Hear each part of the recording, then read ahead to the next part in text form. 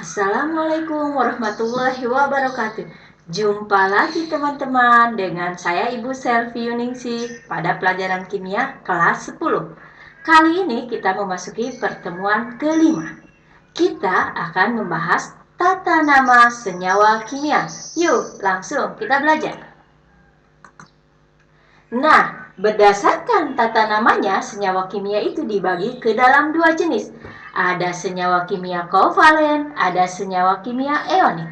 Nah, senyawa kimia kovalen ini terjadi antara unsur non-logam dengan unsur non-logam. Ingat ya teman-teman, kovalen terjadi dari unsur non-logam dengan non-logam. Berbeda nih dengan senyawa ionik. Senyawa ionik ini terjadi antara unsur logam dengan non-logam. Jadi, kalau unsur non-logam dengan non-logam itu berarti senyawa kovalen. Tetapi jika antara unsur logam dengan non-logam itu adalah senyawa ionik. Nah, kita bahas tata nama senyawa kovalen terlebih dahulu. Nah, aturannya yang pertama adalah diberi awalan Yunani, kemudian diberi akhiran ida. Untuk awalan Yunaninya ini tergantung dari angkanya teman-teman, atau tergantung dari koefisiennya. Jika 1 ini mono, 2 di, 3 tri, 4 tetra, 5 penta, 6 heksa, 7 hepta, 8 okta, 9 nona, 10 deka. Tapi umumnya senyawa itu hanya terdiri dari 1 sampai 6. Jadi teman-teman ingatkan nih, 1 mono, 2 di, 3 tri, 4 tetra, 5 penta, 6 heksa. Nah, untuk yang angkanya 1 ini atau mono, jika terdapat di unsur awal atau unsur pertama ini tidak usah disebutkan teman-teman mononya. Tetapi jika terdapat pada unsur yang kedua ini perlu disebutkan mononya. Ingat ya teman-teman, jika 1 atau mono terdapat di unsur awal tidak usah disebutkan. Yuk kita pelajari contohnya. Nah, ini contohnya. Ada senyawa C dan O. Lihat nih teman-teman, unsur C ini berarti unsur non-logam. O juga oksigen termasuk unsur non-logam. Sudah dipelajari pada pertemuan sebelumnya nih teman-teman ya, unsur-unsur logam dan non-logam ini. C-nya itu menunjukkan karbon, O-nya menunjukkan oksigen. Lihat nih, tidak ada angka di bawahnya atau tidak ada koefisien. Ini menunjukkan C-nya 1, O-nya juga demikian 1. C1 harusnya mono, tapi ingat tadi itu, jika di unsur awal tidak usah disebutkan mononya, jadi cukup karbon. Sedangkan oksigennya 1, berarti monooksigen, tapi diberi akhiran ida, monoksida. Jadi nama unsur untuk CO adalah karbon monoksida. Kita lihat nih ya, N2O5, lihat. N-nya 2. N ini adalah nitrogen. 2 itu awalannya adalah di. Berarti dinitrogen. O-nya 5. Untuk 5 itu adalah penta. Oksigen. Beri akhiran ida. Maka nama senyawa N2O5 adalah dinitrogen pentaoksida. Paham ya teman-teman? Jadi beri awalan Yunani, kemudian akhirnya diberi akhiran ida. Kita pelajari tata nama senyawa selanjutnya adalah senyawa ionik.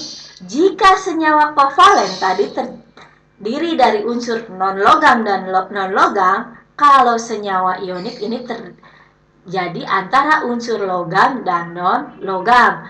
Penamaannya adalah diberi nama unsurnya atau kationnya dan anionnya diberi akhiran ida. Berbedanya ini, untuk anion contohnya SO4 sulfat, NO3 nitrat. Jika logamnya ini golongan A tidak usah memakai biloks. Tetapi jika logamnya terdiri dari golongan B ini harus diberikan biloksnya. Biloksnya ini diberi angka Romawi. Untuk unsurnya logam golongan A, golongan B itu bisa dilihat dari sistem periodik unsur ya teman-teman. Nah, untuk unsur Fe dan Pb ini umumnya memiliki biloks 2. Kita lihat contohnya. Ini ada Na2SO4. Na ini adalah natrium. Ini terdapat pada golongan A. Jadi cukup tuliskan sama teman-teman natrium. SO4 ini anion tadi sulfat, berarti namanya natrium sulfat. Nah, contoh selanjutnya KBr. K ini adalah kalium, Br-nya bromin. Berarti cukup kalium bromida, beri akhiran ida. Nih, ada FeNO3 dua kali, Fe-nya adalah besi. NO32 ini biloxnya adalah nih, 2. Makanya NO3-nya nitrat. Besi 2 nitrat ini namanya.